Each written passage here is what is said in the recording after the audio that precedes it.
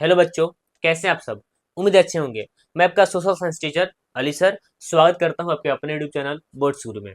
आज बहुत ही इंपॉर्टेंट एक क्वेश्चन बनता है, बिहार बोर्ड का काफी फेवरेट क्वेश्चन है। साम्राज्यवाद क्या है? साम्राज्यवाद क्या है? ये बिहार बोर्ड क्लास 10 का काफी वीवीआई क्वेश्चन है।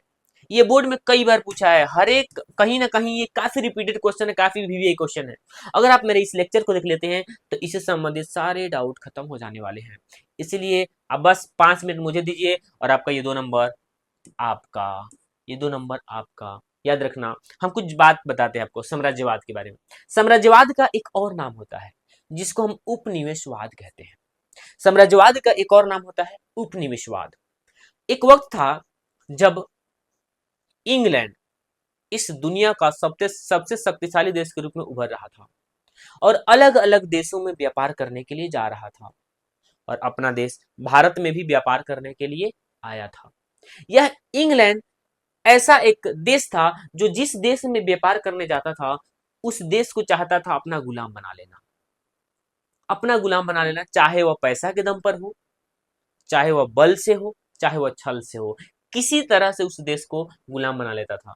गुलाम कैसे बनाता था? तो राजनीति में प्रवेश करता, और जो भी व्यक्ति राजनीति में प्रवेश किया, यानी कि पूरा सत्ता उसके हाथ में, राजनीति में प्रवेश करता। उस समय राजतंत्र था, राजा महाराजा का शासन था। तो फिर राजनीति में कैसे प्रवेश होगा? तो राजा से डायरेक्ट कनेक्ट होता था और राजा पैसा के लिए मरता था। पहले का राजा, राजा को इतना ना पैसा देता था कि उसको बोला आजा तू मेरे राजनीति में प्रवेश कर जा। और जैसे ही राजनीति में प्रवेश करता था धीरे धीरे और भी लोगों को प्रवेश करा देता था। और एक समय ऐसा आता था जब राजा कोई राजगद्दी छीन लेता था और अपने राजगद्दी पे बैठ जाता था। तो इस तरह से उपनिवेशवाद अपना स्थापित करता था।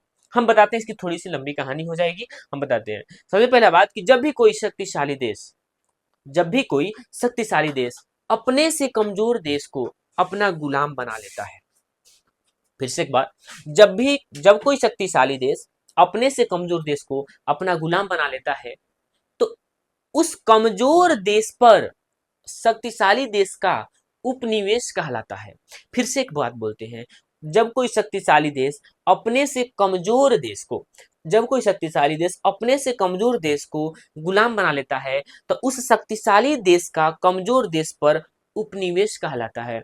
कमजोर देश पर उपनिवेश कहलाता है और उस उपनिवेश स्थापित करने के लिए काफी प्रोसेस से गुजरना पड़ा होगा और उसी प्रक्रिया को उपनिवेशवाद कहते हैं। एक बात याद रखना, कोई भी देश जब किसी देश को उपनिवेश मतलब गुलाम बना लेता है ना, गुलाम बनाता है, उसका सीधा सा अर्थ होता है उसका शोषण करना, उस पर अत्याचार करना, वहां की जनता के साथ शोषण करना, अत्याचार करना और वहां के जितने भी संसाधन हो गए उसका उपयोग करना। हम जानते हैं उपनिवेशवाद या साम्राज्यवाद क्या होता है। उपनिवेशवाद या साम्राज्यवाद क्या है? लिखा हुआ है साम्राज्यवाद या उपनिवेशवाद क्या है। याद रखना, साम्राज्यवाद का शाब्दिक अर्थ होता है शोषण करना। यहाँ पे लिखा हुआ है साम्राज्यवाद का शाब्दिक अर्थ क्या होता है, तो शोषण करना। ये ऑब्जेक्टिव क्वेश्चन में पूछा हुआ है, काफी भी आई है और ये रिपीटेड क्वेश्चन भी है, आपके लिए काफी इंपोर्टेंट होगा। जब कोई शक्तिशाली देश अपने से कमजोर देश को गुलाम बना लेता है तो उस शक्तिशाली देश का कमजोर देश पर उपनिवेश कहलाता है और उपनिवेश स्थापित करने की प्रक्रिया को उपनिवेशवाद या साम्राज्यवाद कहते हैं। उम्मीद है ये बात समझ में आ गया होगा। आपको किसी प्रकार का कंफ्यूजन हुआ कमेंट में जरूर लिखें और आपको अगर लेक्चर समझ में आया होगा तो लाइक शेयर और सब्सक्राइब जरूर करें, क्योंकि इस चैनल पे आपको क्लास 10 से संबंधित सभी प्रकार के क्वेश्चन आंसर एवं सभी प्रकार के बातों को डिस्कस करने वाला हूँ। क्योंकि केवल यहाँ पर मैं ही नहीं, मेरे द्वारा मेरा टीम काम करता है और आपको किसी प्रकार का कंफ्यूजन होगा तो कमेंट बॉक्स में लिखिए। बाकी ये वीवीआई क्वेश्चन था, आपको अगर ये लगे कि बात हमको समझ में आया तो इसका स्क्रीनशॉट या नोट डाउन कर लें। धन्यवाद।